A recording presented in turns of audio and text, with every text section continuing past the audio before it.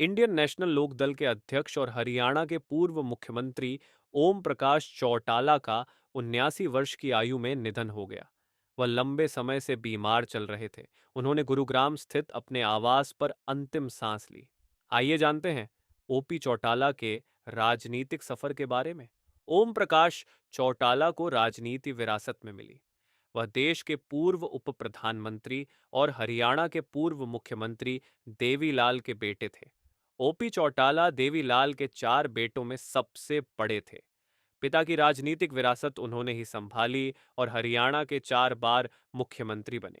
वह पहली बार 1989 में मुख्यमंत्री बने और 1991 तक सीएम पद पर रहे। 1991 में लोकसभा चुनाव में हार के बाद उन्हें कई बार राजनीतिक उतार चढ़ाव का सामना करना पड़ा। साल 1999 में ओपी चौटाला ने बीजेपी की मदद से हरियाणा के एक बार फिर मुख्यमंत्री बने।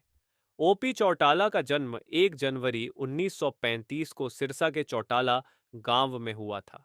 चौटाला के पिता चौधरी देवीलाल हरियाणा के जाने माने राजनेता थे। पिता की राजनीति को आगे बढ़ाते हुए चौटाला किसानों और जाटों के लिए आवाज उठाने लगे। धीरे धीरे वह पिछड़ों के बड़े नेता बन गए। जाट समुदाय में उनकी अच्छी पैठ मानी जाती थी। चौटाला के सभी राजनीतिक दलों से अच्छे संबंध थे। ओपी चौटाला ने पहली बार 2 दिसंबर 1989 को मुख्यमंत्री का पद संभाला था।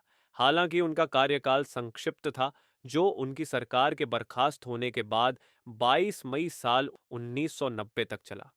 राजनीतिक उथल-पुथल के बाद 12 जुलाई 1990 को चौटाला को फिर से मुख्यमंत्री के रूप में चुना गया, लेकिन यह कार्यकाल और भी छोटा था।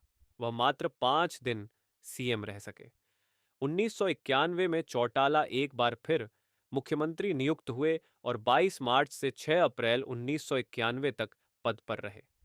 चौटाला का सबसे महत्वपूर्ण और सबसे लंबा कार्यकाल 24 जुलाई 1999 से 5 मार्च 2005 तक उनका चौथा कार्यकाल था।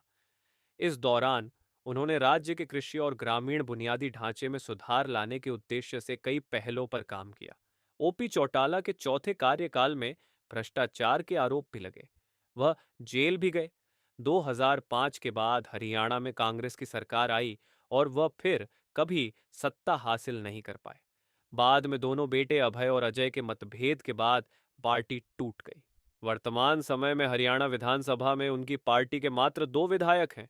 वह भी उनके ही परिवार के ही लोग चुनाव जीत पाए।